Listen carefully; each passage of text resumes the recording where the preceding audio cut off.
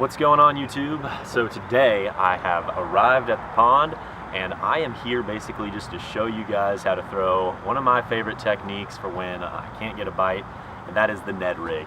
I've probably been throwing this thing since high school, so that would be 6-7 years now. I know Ned Katie himself, who's the guy that really created and has developed this rig over the years. He's worked with Z-Man to help develop baits, and they've really pushed it over the last 1 to 2 years, and it's really grown in popularity. Now, the reason I wanted to show you guys how I fish it is because I feel like a lot of fishermen have really bassified the rig. Whenever I see people fishing it on YouTube, it seems like they might be fishing it a little faster than they need to be. And then not only that, a lot of times I see them throwing it with an 1/8 of an ounce head or even heavier. To me, a Ned Rig is a 1/16 of an ounce head. Sometimes lighter, maybe a little bit heavier, but for the most part, if you're using much heavier, to me it's just a shaky head. And a shaky head might work better if you're wanting to go a little bit heavier.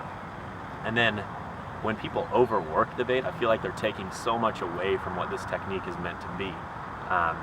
When I've had my most success, I'm basically dead sticking it. When I see people out there shaking it like a shaky head, at that point I feel like there's probably better types of techniques you could be fishing if you're going to work it that fast.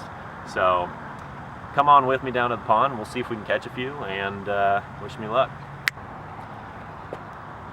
This right here is a Z-Man Finesse TRD. I don't even know what kind of head this is, but it's a little weedless one, 1/16 of an ounce, and should be able to catch a few.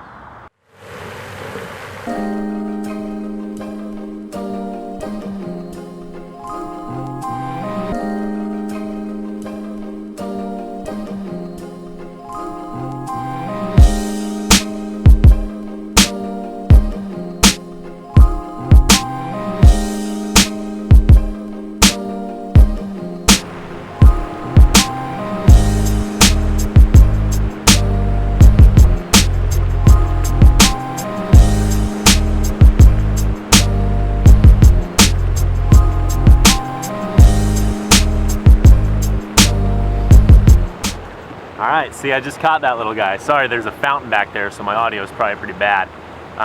But if you noticed, I wasn't moving my rod at all when I caught him.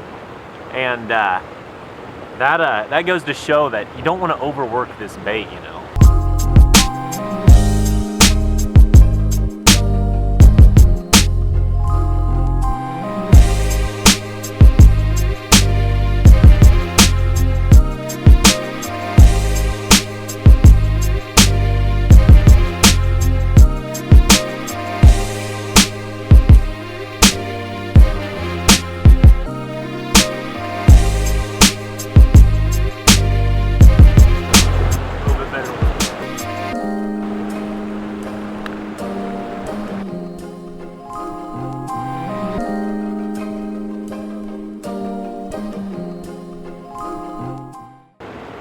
Another one just dead sticking it, you can't move it too fast. And this one's just a little bit better here.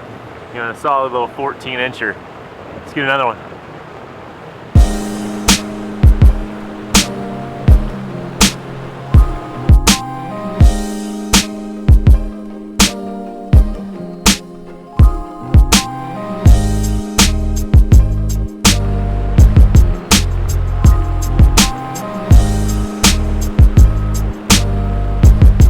Better fish.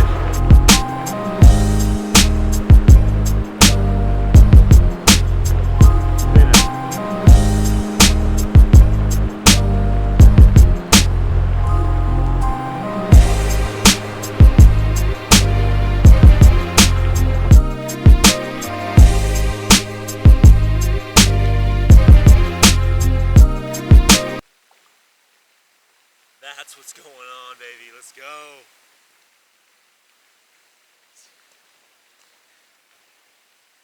Ate it. Solid bass right here. Beautiful bass, very healthy. I'm gonna turn her loose.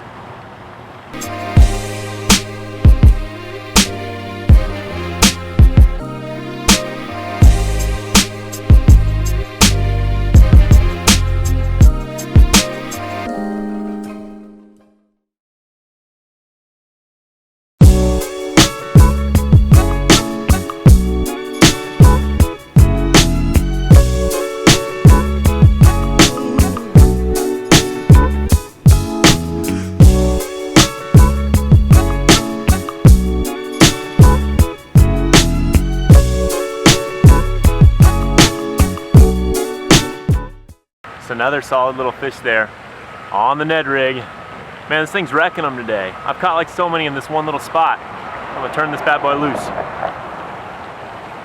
I don't want to fall. It's very steep.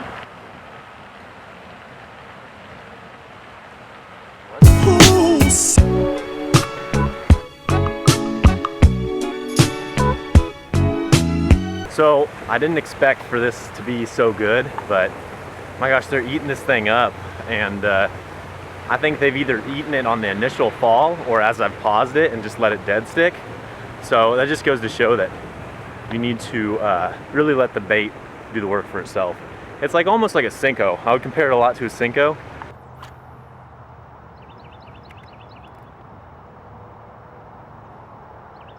You know, another thing I like to do when I'm fishing this Ned Rig is I like to use high-vis yellow braid with a fluorocarbon leader. A lot of the fish that I caught today, I've noticed my line just jumped a little bit, so that's when I started pulling back. And I think also, if you'd noticed to some of the fish catches I've had today, I don't set the hook very hard. I really just lean back. And this is a very, very light rod, so it kind of just slowly penetrates that hook into their mouth. It's a very light wire hook, so you don't need a lot of beef to your rod.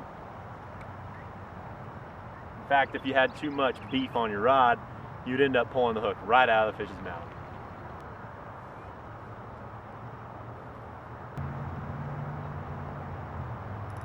Oh yeah, that feels like a good fish. Oh, he's not that great, but not bad for a Ned Rig. Oh, it's a crappie. What? That's a big old crappie. Oh my gosh. That's a chunky crappie. Just goes to show that this Ned Rig will catch just about anything. Man, if I had anything with me, I would clean that fish and bring it home. That right there would be tasty. Look at that beautiful crappie. Caught him on the Ned Rig. Let's turn her loose. You know, I gotta say, I did not expect to catch crappie, but when you throw a Ned Rig, you really can catch any species of fish. That's what's pretty cool about it. So if you're a multi-species angler, I highly advise this rig.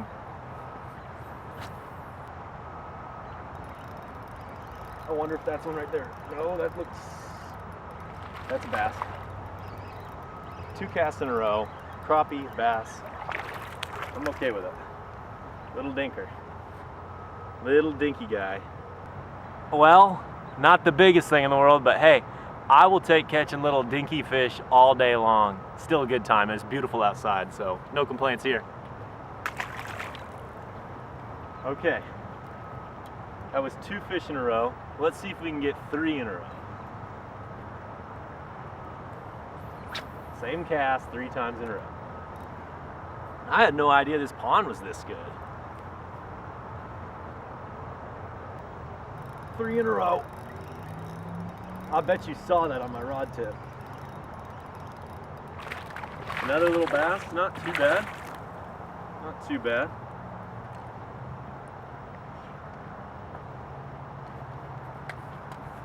That, my friends, is the hook set you want. Roof of the mouth. Oh man, he got it. Another little bass. Back to the pond. If you're anything like me, after you catch a few fish, you get some serious ADD, and it's hard to stay patient and not overwork your bait. Like, I do that all the time. I catch a fish and then I find myself like this, just freaking shaking it and working it like that. And that's when you gotta have some self-discipline and just make sure that you don't speed yourself up. I do that, like whenever I used to fish tournaments, man, I would overwork my baits so much. You just let them do their own thing, work their magic, catch you mondo bass.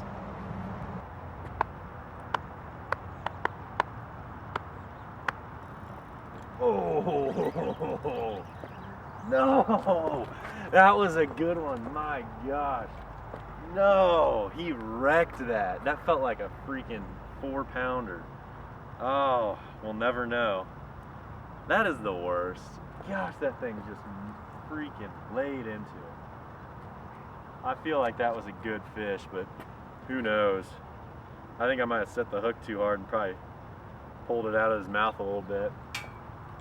But hey, that's all right. I was getting my little beat going there on my hip. And then all of a sudden he just annihilated the thing. I wonder if it is that he liked the. I wonder if he liked the beat. I wonder if that's what it was that caused him to bite. This little spot right over here is gonna be the last one of the day. So far it's been pretty good. I mean, I've been here for like an hour and I've got, I don't know, 10, 12 fish. And that's pretty good. So, but that's the power of the Ned Rig, you know? The power of the rig. Little dinky bass, little dinky bass. Golly, my gosh, they are spitting it today. There's one. No, he was tiny. Okay, what? Okay, there's a bass chasing that thing. Oh, he came back for it. Oh my gosh, absolute toad, bro. Toad.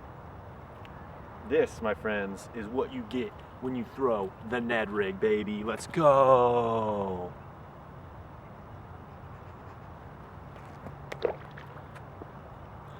That smelled like a fish. Sure did. 2 in a row. Maybe 2 in a row. Let's see this. Watch my line with me. You can't see it though.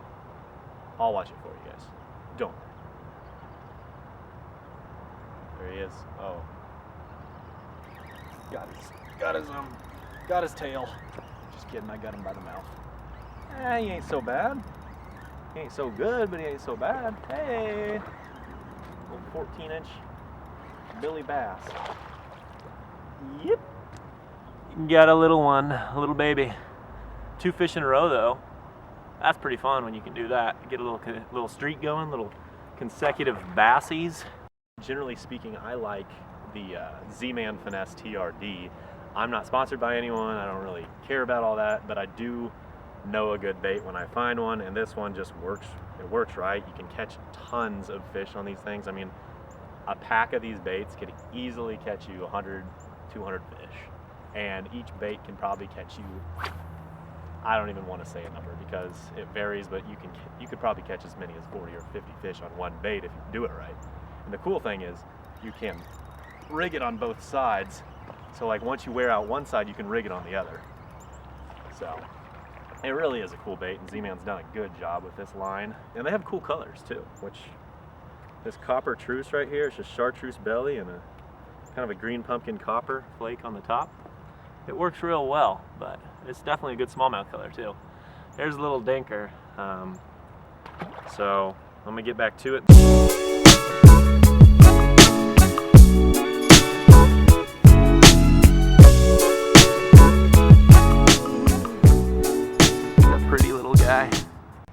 Last cast. I think I'm gonna put it out there right in the middle of the pond and just let her sink and see what happens. Yeah, feeling that one. I am definitely feeling that one. That feels extra juicy. That was the last cast of the day. Head back to the car here.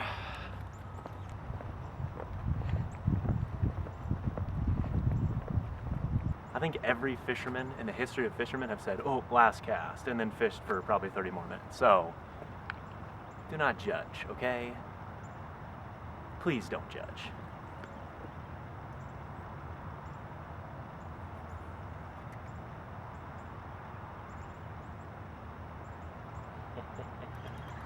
I told you. You son of a... That was definitely a big sunfish. And I have too small of a mouth for my bait. But he did manage to wrap my braid all around my rod tip in the process, so thank you for that, bluegill sunfish thing. Oh my gosh. You piece of garbage. Garbage. How is this even... What happened here? The fishing gods have punished me for lying. That was an interesting end to this video. I should have not ever taken that last cast. I cheated the system. I said that I had 5 more casts and then I took a 6th. You can't do that, guys. You can't do that. And so I ended up with a tangled mess, and now I have to go home and tie a new leader onto this rod. But regardless, I hope you guys enjoyed this video. I hope you guys maybe learned something about the Ned Rig if you don't already fish it. I think you guys should probably start, at least try it from time to time. Again, if they're actively feeding, I would probably use something else, but this is always a good one to have if you're just trying to catch a fish. So if you didn't learn anything today, I hope you at least enjoyed the video and found it somewhat entertaining. If you have any questions about the Ned Rig or any comments or suggestions, go ahead and throw them in the comments below. Otherwise, if you haven't already, please subscribe, and we'll catch you next time. Thanks for watching.